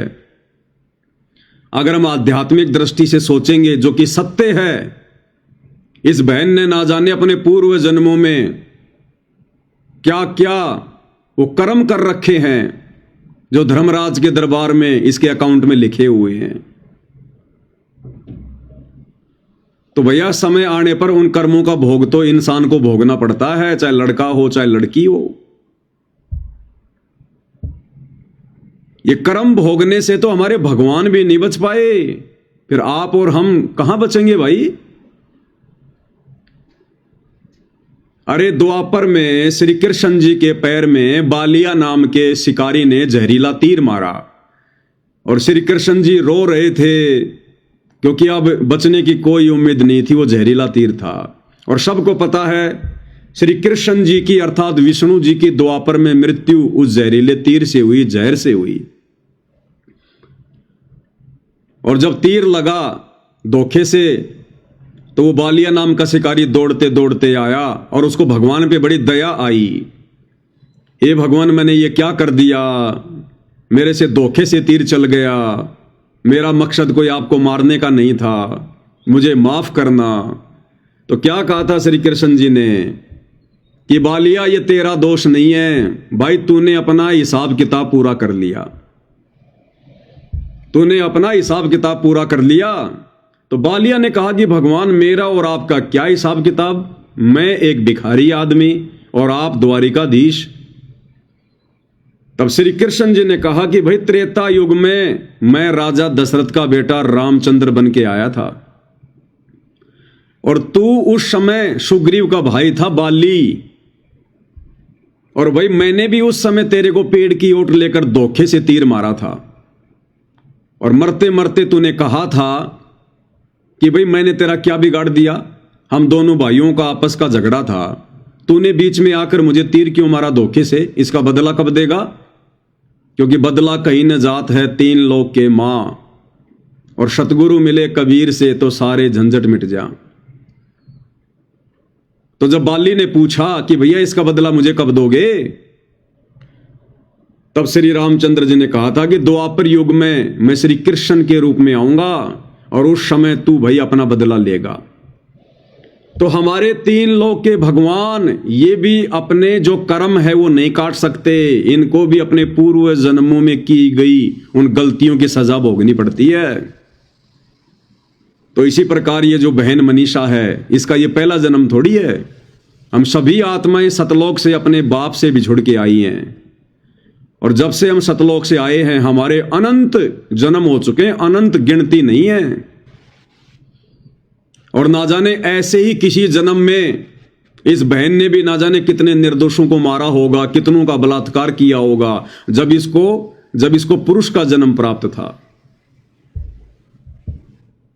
तो भाई ये जो आध्यात्मिक है ना, दुनिया अभी इससे दूर बैठी हुई है, और बिना अध्यात्म के लोग इसी प्रकार से दुख में दुखी हो रहे हैं, सुख में सुखी हो रहे हैं। अगले पल ना जाने क्या घटना घटित हो जाए, कोई भरोसा नहीं है। तो यहां कोई भी प्राणी है वो अपने कर्मों का भोग भोग रहा है, अपने कर्मों का। अरे कम से कम रामायण पढ़ के तो शिक्षा ले लो, श्री रामचंद्र जी की जीवनी को पढ़ के तो शिक्षा ले लो, श्री कृष्ण जी की जीवनी को पढ़कर तो शिक्षा ले लो भाई और बहनों। और ये घटनाएं भाई और बहनों आने वाले समय में तेजी से ये बढ़ेंगी, तेजी से, और ये नहीं रुक सकती ये घटनाएं, ना पुलिस प्रशासन से रुक सकती। अगर रुकनी होती तो रुक जाती। पुलिस प्रशासन बहुत ज्यादा सख्ताई करता है, उनकी मार पिटाई भी करता है जो लोग इस प्रकार के घटिया कर्म करने के बाद में पकड़े जाते हैं। लेकिन फिर से ऐसी घटनाएं घटित हो जाती हैं, क्योंकि भैया सब कुछ मन करवा रहा है। मन यानी ये काल करवाता सब कुछ। ऐसे घटिया कार्यों को अंजाम देते समय ये मन नहीं डरता, ये जीव नहीं डरता, क्योंकि उस समय बुद्धि पर काल सवार होता है। हमारे एक दूसरे के संस्कार आपस में उलझे पड़े हैं। एक लेवा एक देवा दोतम, कोई किसी का पिता नहीं पुतम, ऋण संबंध जुड़े सब नाता, अंत समय सब बारा बाटा। यहां हर प्राणी अपने कर्म भोगता, अपने कर्म। और ये समाज, ये दुनिया अध्यात्म से अपरिचित है, शास्त्रों से अपरिचित है। और ये जगह जगह जो नकली पाखंडी धर्मगुरु बैठे हुए हैं अपनी रोजी रोटी के लिए, अपने धंधे के लिए, इन्हें खुद नहीं पता इन शास्त्रों का, शास्त्रों के निष्कर्ष का, ज्ञान का। समाज को क्या खाक बताएंगे, जिस कारण से ये समाज बेचारा शास्त्रों के विरुद्ध भक्ति कर रहा है। गीता और वेदों की विपरीत भक्ति कर रहा है, जिस कारण से भक्ति करते करते भी, पूजा पाठ करते करते भी ऐसी जघन्य घटनाएं आए दिन होती रहती हैं। क्यों नहीं टाल रहा भगवान? अरे भक्ति से तो आपत्तियां टलनी चाहिए भाई, भक्ति से तो हमें सुख होना चाहिए, हमारे घर में सुख शांति आनी चाहिए। और इस मनीषा के घर में तो भाई कहर टूट गया, कहर। कौन माता पिता बर्दाश्त करेगा अपने संतान के साथ जब ऐसा होता है? तो क्या इसके माता पिता भक्ति नहीं करते थे क्या? मंदिर में नहीं जाते थे क्या? व्रत नहीं करते थे क्या? 11-12 अमावस्या नहीं मनाते थे क्या? बाबा श्याम जी के नहीं गए क्या कभी? मेहंदीपुर के बालाजी के नहीं गए क्या कभी? सारी पूजा पाठ करते हैं, उसके बावजूद भी उनमें से एक भी देवी देवता ने आकर इस परिवार की मदद नहीं की, इस परिवार की रक्षा नहीं की। अन्यथा भगवान तो आपत्तियां टालता है। अरे भगवान नाम है सुख का, जो सुख दे दुख ना दे उसको कहते भगवान, परमात्मा। लेकिन वर्तमान में समाज सतगुरु रामपाल जी परमेश्वर जी के सत्संग ना सुन पाने के कारण, उनके द्वारा समाज को दी जा रही शास्त्र अनुकूल साधना ना करने के कारण शास्त्र विरुद्ध साधना पर लगा हुआ है। जिस साधना को करने के लिए, जिन देवी देवताओं की पूजा करने के लिए, जिन मंदिर मस्जिद चर्च गुरुद्वारों में जाने के लिए हमारी गीता जी मना कर रही है, श्राद्ध निकालने के लिए गीता जी मना कर रही है, भूत प्रेतों की पूजा करने के लिए गीता जी मना कर रही है, तीर्थों पर जाने के लिए पूजा जी मना कर रही है गीता जी, कावड़ यात्रा के लिए गीता जी मना कर रही है, और समाज वही सब कुछ कर रहा है। तो भैया भगवान से मिलने वाली मदद नहीं मिलेगी। और ये युग परिवर्तन का समय भाई, युग परिवर्तन का 2028 निश्चित है। और युग परिवर्तन में ये घटनाएं आगामी दिनों में तेजी से घटेंगी, तेजी से। क्योंकि युग परिवर्तन का मतलब है अपने किए गए उन कर्मों का भोग प्रत्येक प्राणी ने भोगना पड़ेगा, जो अभी तक वो नहीं भोग पाए। तो ये घटनाएं तो भाई आने वाले दिनों में तेजी से घटेंगी। चाहे किसी के साथ बलात्कार हो, चाहे किसी का एक्सीडेंट हो, चाहे भूकंप में पूरा का पूरा परिवार नष्ट हो, चाहे बाढ़ में पूरा का पूरा परिवार बह जाए, चाहे युद्ध हो, गृह युद्ध हो, महायुद्ध हो, महामारियां हो, तो ये घटनाएं तो आने वाले समय में तेजी से घटेंगी, तेजी से। और तुम्हारे मंदिर जाने से, मस्जिद में जाने से, चर्च में, गुरुद्वारे में जाने से, व्रत करने से, तीर्थ करने से, कावड़ लाने से 1% भी मदद नहीं होगी, 1% भी। क्योंकि पूरा का पूरा समाज काल की गोद में बैठा हुआ है, शास्त्रों के विरुद्ध साधना कर रहा है। और ये बहन यदि सतगुरु रामपाल जी की शरण में होती, जो भक्ति साधना हम भाई बहन कर रहे हैं सतगुरु रामपाल जी से उपदेश लेकर, शास्त्र अनुकूल साधना, यानी जो भक्ति करने का आदेश हमारे धर्म ग्रंथ हमें देते हैं, यदि ये बहन वो भक्ति कर रही होती, और उस भक्ति को करवाने वाले पूरे विश्व में केवल सतगुरु रामपाल जी हैं और दूसरा कोई नहीं है, और यदि मर्यादाओं में रहकर जो नियम, जो मर्यादा परमेश्वर रामपाल जी बताते हैं, उन मर्यादाओं में रहकर यदि यह बहन आज भक्ति कर रही होती, आज इस बहन का वो संस्कार जो इसके भाग्य में लिखा हुआ था, परमात्मा उसको टाल देते। परमात्मा कहते हैं, 100 छल छिद्र मैं करूं जन अपने के काज, यानी अपने भगत के लिए मैं कुछ भी हेरा फेरी कर सकता हूं, कुछ भी। हिरणाकुश उदर विदारिया नरसिंह ज्यों धर ल्यूं साज, जैसे अपने भगत प्रहलाद को बचाने के लिए कबीर परमेश्वर रामपाल जी खंबे से प्रकट हो गए, नरसिंह रूप धारण कर लिया। तो कुछ भी करता है ये परमात्मा। अगर ये मनीषा बहन परमेश्वर रामपाल जी की शास्त्र अनुकूल सत भक्ति उनकी शरण में आकर उनको अपना गुरु धारण करके कर रही होती, तो कुछ भी कर देता। भगवान उसी को कहते हैं जो संस्कारों को चेंज कर दे, जो संस्कारों को काट दे, पाप कर्मों को काट दे, शुभ कर्मों को बढ़ावा दे दे, अपनी आत्मा पर आने वाली आपदाओं को टाल दे। जैसे हवा चलने से बादल भाग जाते हैं, ऐसे सतगुरु की मर्यादित भक्ति करने से हमारी आपत्तियां भाग जाती हैं। कुछ भी करता सतगुरु, क्या पता उस दिन इस घटना को टालने के लिए सतगुरु इस बहन में प्रेरणा कर देता, ये उस दिन स्कूल ही नहीं जाती। क्या पता परमेश्वर उन लड़कों के अंदर कोई प्रेरणा कर देता जिन्होंने बलात्कार किया है, उनमें परमात्मा को दया भर देता। परमेश्वर उनकी बुद्धि चेंज कर देते, उनकी सोच को चेंज कर देते। क्या पता जिस समय यह घटना घटित होनी थी उस समय मनीषा का कोई रिश्तेदार कोई गाड़ी लेके आ रहा होता, परमात्मा भेज देता और बोलते चलो भाई अच्छा हुआ तुम रास्ते में मिल गई, चलो अपने घर पर। परमात्मा 100 कारण बना देता, 100 कारण।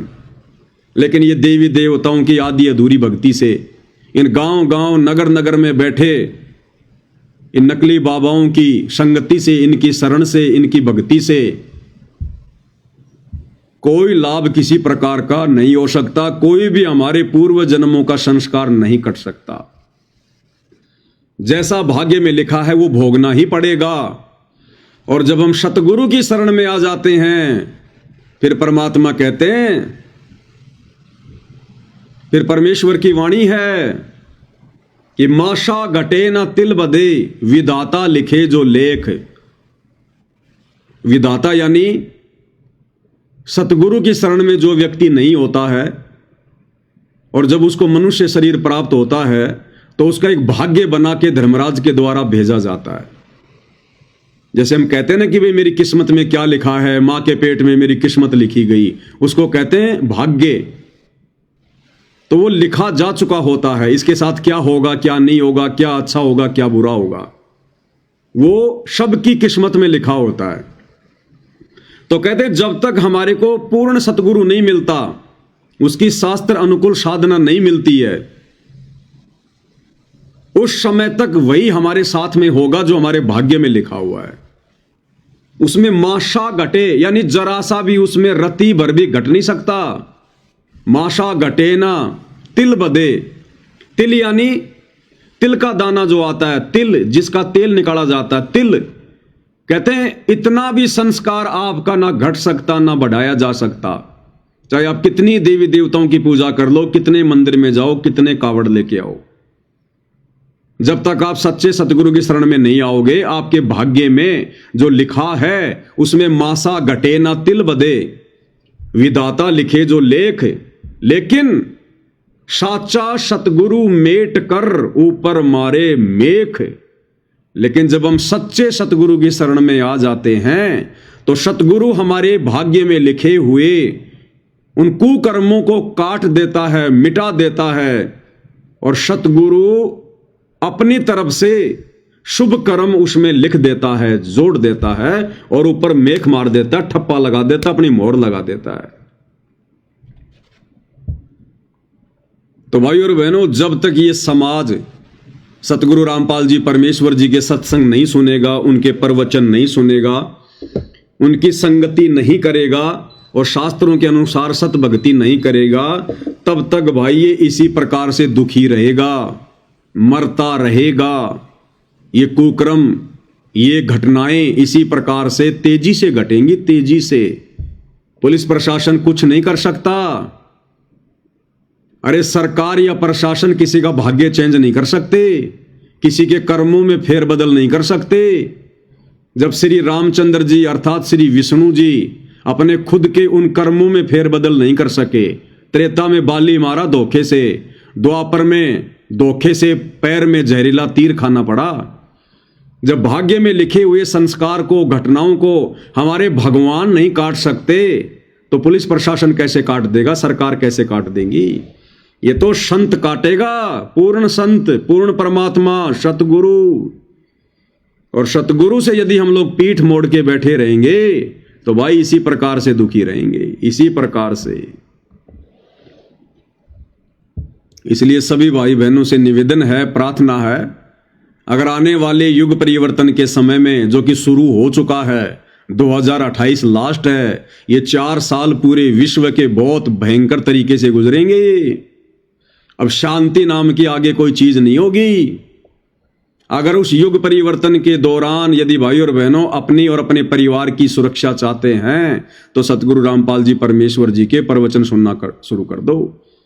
परमेश्वर फिर कुछ भी करेगा, ऐसी घटनाओं को अंजाम नहीं होने देगा। जैसे 12 अगस्त 2025 को मुझ पवन दास की हिसार कोर्ट में पेशी थी, वीडियो अभी आपने देखा, एक बार फिर से आपको दिखाते हैं। ये 12 अगस्त 2025 की घटना है। मुझ पवन दास पर काल प्रेरित सतलोक आश्रम मैनेजमेंट हरियाणा वालों ने परमेश्वर रामपाल जी को मानुष समझकर एक झूठा मुकदमा लगवाया हुआ है। मैं पवन दास और जयपुर से 2 भाई, ये जो आ रहे हैं वीडियो में, मुकेश दास और मनोज दास, हम हिसार की तारीख पर गए हुए थे और सतलोक आश्रम वालों ने मुझे मारने की, मेरा मर्डर करने की उस दिन पूरी प्लानिंग कर रखी थी। ये लोग देखो हो गए इकट्ठा, लेकिन परमेश्वर ने मुझे बचाया। अभी एक जो गाड़ी जाएगी इधर से, ये गई ये वाली गाड़ी, परमेश्वर ने 100 छल छिद्र किया मुझे बचाने के लिए। इन गुंडों से, इन दरिंदों से, इन बदमाशों से, जो भगत के वेश में भेड़िए बनकर घूम रहे हैं, ये सतलोक आश्रम वाले, इन दरिंदों से परमेश्वर ने मुझे बचाया। 100 छल छिद्र किया परमात्मा ने, क्योंकि उनके आशीर्वाद से मैं उनकी मर्यादित भक्ति पर लगा हुआ हूं। मैं पवन दास अपने पूज्य गुरुदेव भगवान के प्रति पतिव्रता उस पद पर रहते हुए पूर्णतया समर्पित हूं। मेरे शौपन में भी कोई अन्य देवी देवता आन उपासना नहीं है। मैं शौपन में भी उनकी मर्यादा तोड़ने का विचार नहीं करता, जहां तक मेरी पार बसाती है। तो परमेश्वर ने उस दिन अपने आत्मा के लिए 100 छल छिद्र किया। ये तो मारने के लिए जमा हो रहे थे सारे के सारे गुंडे, गाड़ियां लेकर आए थे, उनमें हथियार लेके आए थे। इनकी तो ये प्लानिंग थी कि आज इसका समाप्त करना, आज इसको। लेकिन उस अंतर्यामी, सर्वज्ञ, जानी जान परमेश्वर परम पूज्य सतगुरु रामपाल जी को इस बात का पता था। और परमेश्वर कहते हैं, जय हमरा भगत पछोड़ी होई तो हमरा नाम ना लेवे कोई। अगर मेरे भक्तों पर आपत्ति आ गई तो मेरा नाम कौन लेगा, फिर भक्ति कौन करेगा, कौन विश्वास करेगा फिर भगवान पर।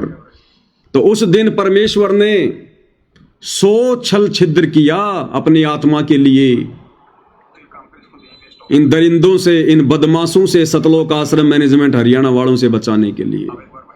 परमेश्वर ने उस पुलिस वाले को भेज दिया और गाड़ी में बैठा के मुझे ले गया। ऐसे परमेश्वर ने दास की रक्षा की। और इन भाइयों का कोई कर्म था और भक्ति में कोई कमी थी, क्योंकि परमात्मा कोई मार पिटाई करके थोड़ा ना कोई ये कर्म कटवाते हैं। परमात्मा तो भक्ति देकर हमारे जो कर्म हैं उनको कटवाने के लिए आए हैं। लेकिन जब तक हमारी भक्ति उस लेवल की नहीं होती, हमारा विश्वास उस स्तर पर नहीं होता है, और यदि ऐसा कोई हमारे उस भाग्य में संस्कार है तो परमात्मा उसको हल्के में टाल देता है। तो इसी प्रकार ये जो 2 भाई मेरे साथ में गए थे, जिनकी वहां पर उन गुंडों ने, सतलोक आश्रम वालों ने मार पिटाई की उनके साथ में, परमेश्वर ने सूली की सजा कांटे में टाल दी। सूली की सजा कांटे में, अन्यथा वो तो जानवरों की तरह अंधे होके लात घूसे बरसा रहे थे और ना जाने कहां क्या चोट लग जाए, उसी समय आदमी ढेर हो जाए। लेकिन परमेश्वर रामपाल जी ने इन आत्माओं की भी रक्षा की और एक संदेशा दे दिया इन आत्माओं को कि भैया चिंतन मनन करके जो भी कमी है तुम्हारी मर्यादाओं में या भक्ति में, भले तुम भक्ति को हल्के में ले रहे हो या मर्यादाओं को हल्के में ले रहे हो, या जितनी भक्ति सतगुरु चाहता है उतनी नहीं कर पा रहे हो, तो भाई अपनी उन कमियों पे विचार करो और भक्ति को बढ़ाओ, ताकि आने वाले समय में परमात्मा फूल जितनी चोट भी तुम्हारे ऊपर ना आने दे, फूल जितनी भी। क्योंकि समर्थ जो चाहे सो कर सकता है और धरती पर वर्तमान में प्रकट है, लेकिन कर्म उसी के काटेगा जो उसकी मर्यादाओं में रहकर भक्ति करेगा। तो इस मनीषा बहन की भी यदि ये सतगुरु रामपाल जी परमेश्वर जी की शरण में होती, भक्ति कर रही होती, मर्यादा में होती, तो परमेश्वर 100 छल छिद्र करता, इस बहन की जान बचाता। इसलिए भगवान की भक्ति की जाती है, इसलिए परमात्मा के लिए आत्मा युगों युगों से तड़प रही है। इसलिए हमारे साधु संत महात्मा त्रेता में, द्वापर में घर बार छोड़ के जंगलों में जाकर, गुफाओं में जाकर परमात्मा प्राप्ति के लिए अपना शरीर तक नष्ट कर दिया करते थे, क्योंकि उन्हें पता था कि भगवान एक ऐसी वस्तु है, परमात्मा एक ऐसी वस्तु है, अगर वो प्राप्त हो जाए तो फिर हमारे ऊपर दुख नहीं आएंगे, फिर परेशानियां नहीं आएंगी।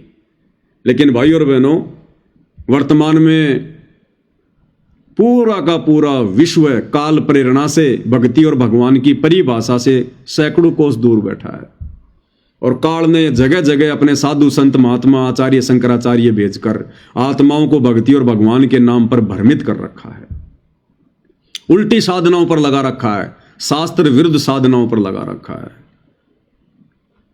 इसलिए वर्तमान में समाज को विचार करना चाहिए, चिंतन मनन करना चाहिए। सोशल मीडिया का जमाना है, विज्ञान का जमाना है, टेक्नोलॉजी दी है भगवान ने, विचार करो भाई, ये बकवाद करने के लिए नहीं दी परमात्मा ने। सारा दिन मोबाइल में शॉर्ट वीडियो, रील वगैरह, अश्लील वीडियो, फोटो, दुनिया भर की फिल्में, गाने जो तुम सुनते रहते हो, इससे हमारे ये कर्म बिगड़ रहे हैं। हमारे कर्म नहीं बन रहे, हमारे कर्म बिगड़ रहे हैं। और जितने ज्यादा हमारे ये कर्म बिगड़ेंगे, उतनी ज्यादा घटनाएं आने वाले दिनों में हमारे साथ घटित होंगी। और ये बिगड़े हुए कर्म युगों युगों के या वर्तमान के ये साधु संत महात्मा जो बैठे हैं लाल पीले कपड़े पहन के, मीठे मीठे प्रवचन देने वाले, इनके पास में वो साधना नहीं है, वो जड़ी बूटी नहीं है जो इन कर्मों को काट सके। इसलिए भाई, ये समय युग परिवर्तन का है, 2028 लास्ट है, और आने वाले 4 वर्षों में जो घटनाएं घटित होंगी देश दुनिया में, हम उनकी कल्पना भी नहीं कर सकते। कल्पना भी, अगर अपना बचाव चाहते हो तो सर्वप्रथम सतगुरु रामपाल जी के प्रवचन सुनना शुरू कर दो। ये मोबाइल परमात्मा ने दिए हैं, किसी जीव की खोज नहीं है, किसी इंसान की बुद्धि का कमाल नहीं है। इंसान को आज से 20 साल पहले ढंग के जूते बनाने नहीं आते थे, ढंग के जूते भी पैरों में पहनने के लिए, कपड़े भी ढंग के बनाने नहीं आते थे, एक दाढ़ी करने की एक ब्लेड तक नहीं बना पाया इंसान आज तक। सतयुग से लेकर लाखों साल बीत गए, पशुओं का चारा काटने की मशीन तक नहीं बना पाया इंसान। त्रेता युग में रामचंद्र जी थे, द्वापर में श्री कृष्ण थे, वो तो भगवान थे। गर्मी से बचने के लिए एक पंखा भी नहीं बना पाए, मनोरंजन के लिए एक रेडियो भी नहीं बना पाए, घोड़े जोड़ जोड़ के चला करते थे, ढंग की रोड भी नहीं बना पाए। आज का इंसान क्या राम और श्री कृष्ण से ज्यादा बुद्धिमान है क्या, जो इंसान ने बना लिया होगा? ये परमात्मा ने बुद्धि दी है, परमेश्वर ने, भक्ति करवाने के लिए। और दुनिया ये टीवी, रेडियो, मोबाइल, कंप्यूटर के माध्यम से बकवाद कर रही है। तो भाई, ये कर्म बिगड़ रहे हैं। ये विज्ञान, ये साइंस, ये उपकरण, मोबाइल, इंटरनेट, परमात्मा ने हमें जिस सदुपयोग के लिए, सत्संग सुनने के लिए, भक्ति करने के लिए दिए हैं, अगर हमने ये काम करना शुरू नहीं किया तो भाई तेजी से कर्म बिगड़ेंगे। और आने वाले समय में ऐसी घटनाएं आपको जगह जगह देखने को मिलेंगी, जगह जगह, इससे भी बड़ी बड़ी घटनाएं। रातों रात भूकंप आएगा, पूरा का पूरा गांव तबाह हो जाएगा। यहां तो खाली एक औरत के साथ में बलात्कार हुआ है, यानी उसकी हत्या हुई है। और जब भूकंप आता है, जैसे अभी तुर्की में आया थोड़े दिन पहले, थाईलैंड में आया थोड़े दिन पहले, नगर का नगर तबाह हो गया, लाखों की संख्या में लोग दबकर मर गए। तो ऐसी घटना आने वाले समय में भाई तेजी से घटेंगी, तेजी से। और धरती पर दूसरा कोई बचाव का तरीका नहीं है, चाहे हिंदू हो, मुसलमान हो, सिख हो, ईसाई हो। कितने पापड़ बेल लेना, कितने मंदिर, मस्जिद, चर्च, गुरुद्वारों में जा जाके अरदास कर लेना। जब कोरोना में तुम्हारे भगवान, देवी देवता, तुम्हारे वाहिगुरु, तुम्हारे मसीहा, तुम्हारे अल्लाह मोल्ला तुम्हारी मदद करने नहीं आए और तुमने ही उस परिस्थिति का सामना करना पड़ा, जो मरे वो मरे, कोई भगवान नहीं बचाने आया। तो आने वाला समय तो उससे भी कई गुना ज्यादा विनाशकारी है। तो भाई और बहनों, आप किसकी उम्मीद में बैठे हो? और जो हर संभव हमारी मदद करने के लिए तैयार है, उसका हम नाम भी नहीं ले रहे, उससे हम पीठ किए बैठे हैं अपने परवरदिगार से। तो भाई, वो हिंदुओं का भगवान, मुसलमानों का अल्लाह, सिखों का वाहिगुरु, ईसाइयों का मसीहा आज धरती पर परमेश्वर रामपाल जी के रूप में सशरीर प्रकट है। इंसानों को समझाने के लिए भगवान सिर पर सींग लगा के नहीं आएगा, इंसानी बन के आएगा और गुरु रूप में आता है परमात्मा। गुरु यानी ज्ञान देगा, पहले ज्ञान देगा, जानकारी करवाएगा, और उसके बाद फिर हमने उनके शरण में आना पड़ता है। जैसे रामचंद्र जी ने वशिष्ठ को गुरु बनाया, श्री कृष्ण जी ने दुर्वासा को गुरु बनाया। अरे 33 करोड़ देवी देवताओं का गुरु भी कौन है? बृहस्पति। अरे राक्षस भी बिना गुरु की भक्ति नहीं करते, राक्षसों का भी गुरु है शुक्राचार्य। और आप और हम दो चार ये पुस्तकें पढ़ के छोटी मोटी कोई नौकरी लग गया, खुद को ही गुरु समझने लग गया, खुद ही भगवान बन बैठा। 2 टाइम की रोटी टाइम पे मिलने लग गई, खुद ही हम भगवान बन गए, भगवान की जरूरत ही नहीं रही। और जब ऐसी घटनाएं घटित होती हैं, उस समय कहां जाती है तुम्हारी शिक्षा? उस समय कहां जाता है तुम्हारा दिमाग? अरे आपने बहुत पढ़ाई पढ़ ली, आप जो मतलब कि जज बन के बैठ गए, आप जज की पत्नी है, आप भी जज हैं, और आपने अपने बच्चे को स्कूल के लिए तैयार कर दिया कि पहले बच्चे को तैयार कर दूंगी, साथ में उसका टिफिन बांध दिया और बच्चे को आपने स्कूल में बैठा दिया, आपने स्कूल की बस में बैठा दिया और आप चली गई अपने जज की उस कुर्सी पर बैठने के लिए, लोगों का न्याय करने के लिए। बच्चे को आपने स्कूल भेज दिया। अब रास्ते में यदि उस बस का एक्सीडेंट होना है, आप भले दुनिया का न्याय करते हैं, जज हैं, आप अपने बच्चे का न्याय नहीं कर सकते, आप नहीं बचा सकते उस घटना से अपने बच्चे को। कहते हैं ना कि मौत और जीवन जज के हाथ में होता है, कुछ नहीं होता है। जब उस जज का एक्सीडेंट होता है, तब क्यों नहीं अपना जीवन बचा पाता? तो जहां पर माता पिता भी कुछ नहीं कर सकते, जहां पर राजा भी कुछ नहीं कर सकता, वहां पर परमात्मा का काम होता है, परमात्मा का। इसलिए भगवान की आवश्यकता होती है, इसलिए दुनिया भगवान के लिए दौड़ रही है। लेकिन काल ने जगह जगह ये नकली साधु संत महात्मा बैठा दिए, उल्टा ज्ञान प्रचार करने वाले। सच्चे संत तक तो ये पहुंचने नहीं देते।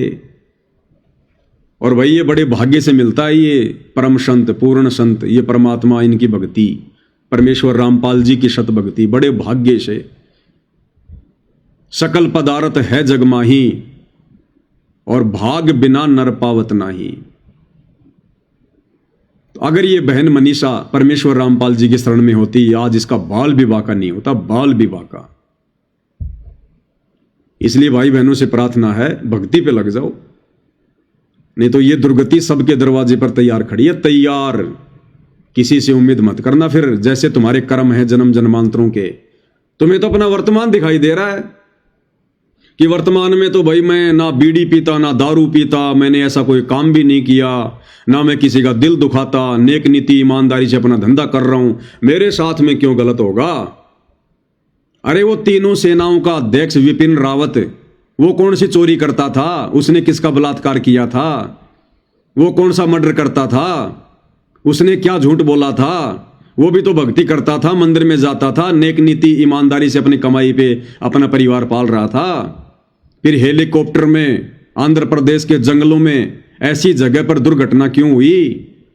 पानी पानी करता हुआ मर गया, उसको पानी भी नसीब नहीं हुआ। हम केवल अपने वर्तमान के इन कर्मों को देख रहे हैं। हमारे तो अनंत करोड़ जन्म हो चुके हैं मनुष्य के, और ना जाने कौन कौन से जन्मों में हमने क्या क्या, हमने ये कुकर्म किए हैं। कभी हमने बलात्कार किए हैं, कभी चोरियां की हैं, कभी हम डकैत भी रहे हैं, हमने लोगों को दिन दहाड़े मारा है, लूटा है। राजनेता बनकर हमने अपनी कुर्सी के लिए ना जाने कितने लोग आपस में लड़ा दिए, झगड़ा दिए, हिंदू मुसलमान हमने करवा दिया आज से पहले। तो ये अनंत जन्मों के कुकर्म है भाई और बहनों। अब समय आ गया इनको भोगने का। अब ये युग परिवर्तन का दौर चल रहा है। अब सतगुरु रामपाल जी परमेश्वर जी की शरण में आए बिना ये कर्म नहीं कर सकते, चाहे कोई कितना शाना बन ले। इसलिए प्रार्थना कर रहे हैं कि भाई और बहनों, भक्ति कर लो, भक्ति बहुत जरूरी है। और इसी युग परिवर्तन के संदर्भ में आजकल जो दुनिया भर के भविष्यवक्ता भविष्यवाणियां कर रहे हैं, यूट्यूब पर अपने वीडियो अपलोड कर रहे हैं, उस कल की भगवान के विषय में बता रहे हैं, युग परिवर्तन के विषय में बता रहे हैं। एक छोटा सा वीडियो आपको दिखाते हैं भाई और बहनों। ऐसे ही एक व्यक्ति है जो वीडियो बनाता है और क्या कुछ ये संकेत दे रहा है। हालांकि ये क्या कह रहा है क्या नहीं कह रहा है, लेकिन ये जो बातें कह रहा है वो बिल्कुल सत्य हैं। आने वाले समय में युग परिवर्तन के दौरान ऐसा ही होना है। 2026-2027 महाविनाशक नानी याद आ जाएगी दुनिया को, और उस समय कौन बचाएगा? सुन लो, इस भाई के मुंह से सुन लो।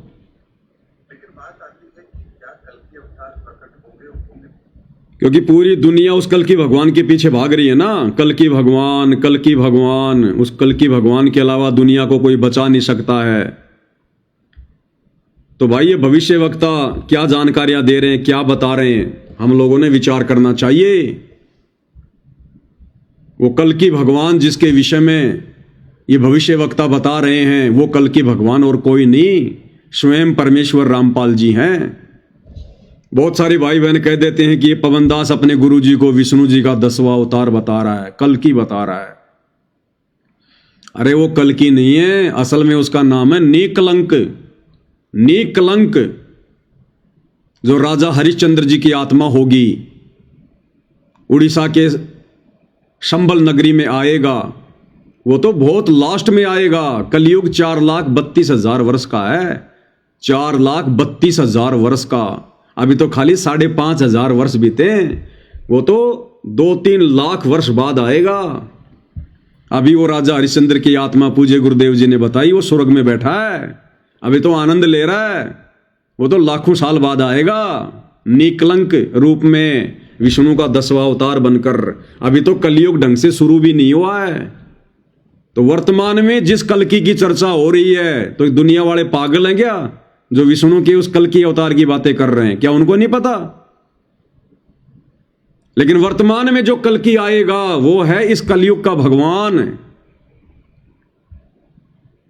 वो परम शक्ति, वो है परमेश्वर रामपाल जी, जो आ चुके हैं, प्रकट हो चुके हैं 8 सितंबर 1951 के दिन संकट मोचन बनकर। ये देवी देवता संकट मोचन नहीं है, हनुमान जी संकट मोचन नहीं है। असली संकट मोचन, संकटों का नाश करने वाला, विनाश करने वाला वो कबीर परमात्मा है, जो वर्तमान में सतगुरु रामपाल जी के रूप में धरती पर प्रकट हैं। इनकी शरण में आने से हमारे संकटों का मोचन होगा। तो ये है वो रियल कल्कि, यानी इस कलयुग में अवतार, इस कलयुग का भगवान, ना कि विष्णु का अवतार। वो तो लास्ट में आएगा। तो क्या कुछ कह रहा है ये भाई, विचार कर लेना। 2 मिनट का वीडियो है और सब कुछ ऐसे घटित होना है, सब कुछ ऐसे ही घटित होना है जैसे ये भाई बता रहा है। और बचाव का तरीका केवल सतगुरु रामपाल जी हैं, उनकी भक्ति, उनकी शरण है, दूसरा धरती पर नहीं है। तो कब होंगे, हमारे सामने कब आएंगे? तो ग्रहों की स्थिति के आधार पर मैं आपको एक बात जरूर बता देता हूं कि 2027 तक या 2027 के बाद में, अगर हम ब्रॉड वे में सोचे तो 2027 के बाद की ही बात लेते हैं कि 2027 के बाद में इस दुनिया को इस बात का पता तो चल चुका होगा कि आखिर वो अवतारी पुरुष है कौन। क्योंकि 2027 तक इस संसार को इस महाविनाश से जो नुकसान होना होगा वो हो चुका होगा। दुनिया अपने नुकसान को देख चुकी होगी, जनसंख्या में जो कमी आनी होगी वो आ चुकी होगी, महायुद्ध जो होना होगा वो हो चुका होगा, मानवता को जो नुकसान होना है वो हो चुका होगा, और ये धरती अब उस नुकसान की भरपाई के लिए अपने आप को तैयार कर रही होगी। ये दृश्य होगा 2027 का। और उस समय पर जो भी इस दुनिया को राह दिखाएगा, मेरे ज्योतिषीय आकलन से और शास्त्र ग्रंथों में वर्णित उन रहस्यों को यदि हम समझना चाहें तो 2027 के बाद में जो इस दुनिया को राह दिखाएगा वही कल्कि अवतार है। क्योंकि उसके पश्चात ये दुनिया एक नई विचारधारा को फॉलो करेगी। वो विचारधारा कैसी होगी, उसके बाद दुनिया कैसे चलेगी, लोकतंत्र होगा या कुछ और होगा, ये समय बताएगा। लेकिन 2027 तक ये दुनिया अपनी त्रासदी को देख चुकी होगी और कल के अवतार के संदर्भ में जो भ्रम है वो भी दुनिया के दूर हो चुके होंगे। और 2027 के बाद दुनिया ये समझ चुकी होगी कि वर्तमान में कल के अवतार कौन है और उन्होंने इस संसार को आगे बढ़ाने के लिए, मानवता की रक्षा के लिए जो करना है वो क्या करने वाले हैं, किस तरह से करने वाले हैं, ताकि संसार का आने वाला समय सही रहे, मानवता सुरक्षित रहे और ये दुनिया प्रगति के रास्ते पर चलती रहे। ये सब कुछ होगा लेकिन 2027 के बाद होगा। इसीलिए कल के अवतार के संदर्भ में जो लोगों के भ्रम है, मैंने उस भ्रम को दूर करने की कोशिश की है, क्योंकि शास्त्रों में कहीं भी कोई बात लिखी गई है तो उसके पीछे एक बहुत बड़ा गूढ़ रहस्य होता है। और यदि हम शब्द का अर्थ निकालेंगे तो कई बार अर्थ का अनर्थ होता है, लेकिन शब्द के मर्म को अगर समझेंगे तो उसके सही रहस्य तक हम जरूर पहुंच पाएंगे। तो भाई और बहनों, 2026 और 2027 ये दुनिया के लिए सबसे बड़े विनाशकारी वर्ष हैं। जो भी कुछ होना होगा वो इन 2 वर्षों में हो लेगा और उसके बाद जो इस दुनिया को एक नई राह दिखाएगा, नया रास्ता दिखाएगा, वही होगा कल की भगवान। और वो रास्ता दिखाने वाला कोई और नहीं होगा। वो रास्ता तो सन 1994 से परमेश्वर रामपाल जी दिखा रहे हैं, लेकिन अभी दुनिया का भाग फूटा पड़ा है, दुनिया की किस्मत फूटी पड़ी है। शकल पदार्थ है जगमाही, भाग बिना नर पावत नाही। इसलिए उस परम संत को दुनिया पहचान नहीं रही है। उनके विषय में उल्टा बोलकर, झूठा बोलकर, गंदा गंदा बोलकर और ज्यादा दुखी होने के लिए अपने कर्म बिगाड़ रही है। तो 2027 के बाद जो दुनिया को राह दिखाएगा वही होगा कल की भगवान। और वो एकमात्र राह दिखाने वाला महापुरुष परमेश्वर रामपाल जी हैं, इसके अलावा कोई नहीं है। और जो समय रहते हैं उनकी शरण में आ जाएंगे, उनके प्रवचन आज से ही सुनना शुरू कर देंगे यूट्यूब पर जेब से मोबाइल निकाल कर। और अगर उनकी शरण में आ जाएंगे, उनकी भक्ति पर लग जाएंगे, तो तुम्हारे भाग्य में अगर मृत्यु भी है तो परमेश्वर उसको बादलों की तरह दूर हटा देंगे। तुम्हारे ऊपर फूल जितनी चोट भी नहीं आने देंगे, फूल जितनी चोट भी। ये परमात्मा है, सारी सृष्टि का मालिक है, लेकिन कार्य करेगा भाई और बहनों अपने भक्ति विधान के अनुसार। किसी के रोने धोने से, चिल्लाने से नहीं। ये भावुकता में भावुक नहीं होता। ये भगवान जोश में होश नहीं खोता हम इंसानों की तरह। ये अपने विधान का पक्का है, अपने नियमों का पक्का है। तो 2028 लास्ट युग परिवर्तन का समय ज्ञान गंगा पुस्तक में पूज्य गुरुदेव भगवान ने साफ साफ लिखा हुआ है। नास्त्रदमस की भविष्यवाणी में पढ़ लेना, अगर नहीं पढ़ा तो। अगर भक्तों की भी आंखें बंद हों तो खोल लेना भाई, नास्त्रदमस की भविष्यवाणी में पढ़ लेना। सन 1905 से लेकर 2028 गुरुदेव ने महापरिवर्तन का समय लिखा हुआ है। और आ गया वो समय, अब मुट्ठी भर भी समय नहीं है। मुट्ठी भर यानी मुट्ठी में 5 उंगलियां होती हैं, 5 साल भी नहीं है पूरी। ये 2025 आधी से ज़्यादा चली गई है। 26 और 27, 28 में तो फिर परमात्मा का सतयुग का सवेरा होगा, सतयुग का सवेरा। यानी जितनी आत्माएं उस युग परिवर्तन के दौरान सुरक्षित रह पाएंगी, जो बच पाएंगी, उन आत्माओं को फिर परमात्मा शत भक्ति देने के लिए सतयुग में प्रवेश करवाएगा। फिर दोबारा से समाज का नवीनीकरण होगा, दोबारा से समाज का सुधार होगा। जितनी भी जो ये दुष्ट आत्माएं होंगी, पाप आत्माएं होंगी, नास्तिक व्यक्ति होंगे, अधर्मी व्यक्ति होंगे, जिन्होंने इन 2 वर्षों में 26 और 27 में शराब पीना नहीं छोड़ा, नशा करना नहीं छोड़ा, मांस खाना नहीं छोड़ा, चोरी जारी डकैती ठगी भ्रष्टाचार करना नहीं छोड़ा, रिश्वत लेनी नहीं छोड़ी, बलात्कार करने नहीं छोड़े, उनके बक्कल उतरेंगे, बक्कल। ये प्रकृति किसी को नहीं छोड़ेगी। वो ऐसे जाएंगे जैसे गधे के सिर से सींग जाते हैं, क्योंकि 2028 के बाद सतयुग में केवल परमात्मा की विशेष धार्मिक और पुण्यकर्मी और आस्तिक आत्माएं ही प्रवेश करेंगी। इसलिए इन विषय विकारों से,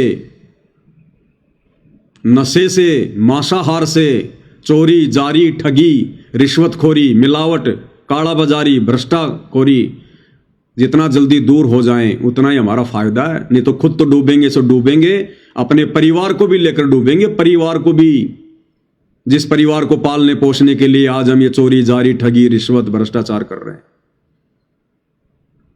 हम युग परिवर्तन के दौर से गुजर रहे हैं। ये सामान्य दौर नहीं है, सामान्य समय नहीं है। सरकारों ने जितनी शक्तियां करनी थी कर रखी हैं, जितने कड़े कड़े नियम सरकार बना सकती थी बना लिए, लेकिन फिर भी ये कुक्रम नहीं रुक रहे। चोरी, जारी, ठगी नहीं रुक रही। आए दिन नए नए ये तरीके चोरी करने के, लोगों को ठगने के, साइबर ठग, ये बलात्कार करने वाले, झूठ बोलने वाले, रिश्वत लेने वाले, मिलावट करने वाले सारे कर्म कर रहे हैं। तो ये सरकारों की बस की बात नहीं रहेगी। सरकारें खुद फेल हो जाएंगी आने वाले 2-3 वर्षों में। सरकारें खुद फेल हो जाएंगी, अपने हाथ खड़े कर लेंगे। ये लोकतंत्र समाप्त हो जाएगा। वापस वही समय आएगा जैसे राजा राज्य किया करता था। ये सारी की सारी शासन की बागडोर, पूरे विश्व की बागडोर परमेश्वर रामपाल जी के हाथों में आएगी। परमेश्वर रामपाल जी के हाथों में। अगर राजनेताओं ने समाज का सुधार करना होता, यदि राजनीति से सुधार होना होता, तो आज ऐसी स्थितियां नहीं होती, समाज इतना नहीं बिगड़ता।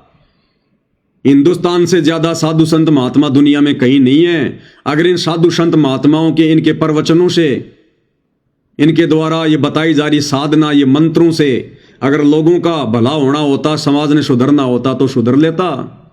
आज हमारे भारत देश में चेले कम और बाबा ज्यादा है, लेकिन फिर भी कोई असर नहीं।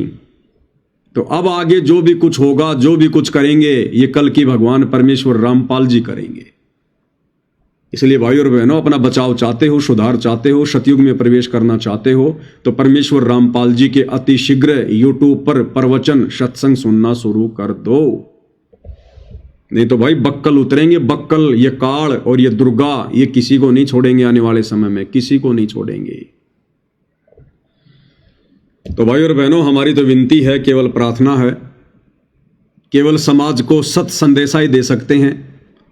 मानना या ना मानना ये भाई अपने अपने भाग्य पर निर्भर करेगा, अपनी अपनी किस्मत पर निर्भर करेगा, क्योंकि ये पूर्ण ब्रह्म परमेश्वर रामपाल जी की सत भक्ति करना हर किसी के भाग्य में नहीं होता। भाई और बहनों, कोई शुभ कर्मी, कोई पुण्य कर्मी, विशेष आत्मा होंगी जो इस परमेश्वर के प्रवचन सुनेंगी। अन्यथा इस काल की आग में इसी प्रकार से दुनिया जलती रहेगी जैसे वर्तमान में जल रही है। सुबह घर से निकल गए राजा बाबू बन के, शाम को घर वापस लौटेंगे नहीं लौटेंगे कोई भरोसा नहीं है। फिर भी आदमी की सुरती 7वें आसमान पर है, पता नहीं क्या क्या वो प्लानिंग करके बैठा है। अगले साल ये होगा, वो होगा, इतना मुनाफा होगा, 25 लाख रुपए हो जाएंगे, 10 लाख रुपए बैंक से लोन लूंगा, बड़ा मकान बनाऊंगा, ये बिजनेस शुरू कर दूंगा, हाईवे पे जमीन बहुत महंगी है वो बेचकर एक ढाबा खोलूंगा, होटल खोलूंगा। ये सोचते सोचते जा रहा है, पीछे से ट्रक वाला टक्कर मार दी, वहीं भाई की चटनी बन गई। तो किस चीज पे फूल रहा है इंसान? किस चीज की प्लानिंग है? किस चीज का घमंड है? ये मिट्टी का पुतला, आग में ये जल जाए, बीमारी से ये मर जाए, पानी में ये गल जाए, एक्सीडेंट में ये मर जाए, हार्ट अटैक में ये मर जाए, एक सेकंड का भरोसा नहीं है। घर में बैठे बैठे प्लानिंग कर रहे हैं, ये करूंगा वो करूंगा, ऊपर से पंखा टूट के गिर गया, खोपड़ी में पड़ गया, वहीं भाई फेल हो गया। काहे की प्लानिंग कर रहे हैं भाई? अरे अगर प्लानिंग ही करनी है तो अपने आत्म कल्याण की करो, भक्ति की करो।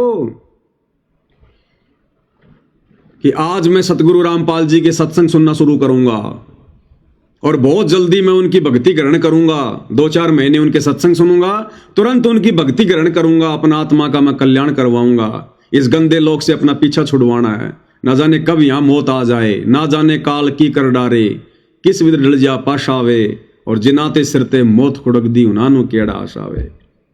1 सेकंड का भरोसा नहीं यहाँ पर, और 50 साल आगे की हम ठेकेदारी ले रहे हैं बिना ज्ञान के, संतों के अभाव में, शास्त्र अनुकूल साधना के अभाव में, भक्ति के अभाव में। तो भाई ये पूर्ण भक्ति, शास्त्र अनुकूल सत भक्ति लेकर स्वयं परमेश्वर कबीर जी सतलोक से चलकर 8 सितंबर 1951 को परमेश्वर रामपाल जी के रूप में धरती पर प्रकट हैं। अपना आत्म कल्याण चाहते हो तो भाई आज से ही सत्संग सुनना शुरू कर दो, नहीं तो बहुत बुंडी बनेगी, बहुत बुंडी, समझ में नहीं आओगी योग्य हो गया। तो भाई और बहनों, आज के वीडियो में केवल इतना ही। कल परमेश्वर फिर मौका देंगे तो उनकी महिमा में उपस्थित होंगे। तो आज की वीडियो में पूज्य गुरुदेव भगवान के आशीर्वाद से केवल इतना ही। गुरुदेव हमें आशीर्वाद दें, सद्बुद्धि दें, हमारा मार्गदर्शन करें, सत भक्ति मार्ग से हमें भटकने से परमेश्वर बचाएं, भक्ति में हमारी श्रद्धा बने, हमारी दृढ़ता और विश्वास बने। गुरुदेव अपना आशीर्वाद पल पल हम सभी सत्सेवक भाई बहनों पर बनाए रखें। एकमात्र हमारी यही उम्मीद, हमारी यही इच्छा उनसे है। बंदी छोड़ सतगुरु रामपाल जी भगवान की जय हो।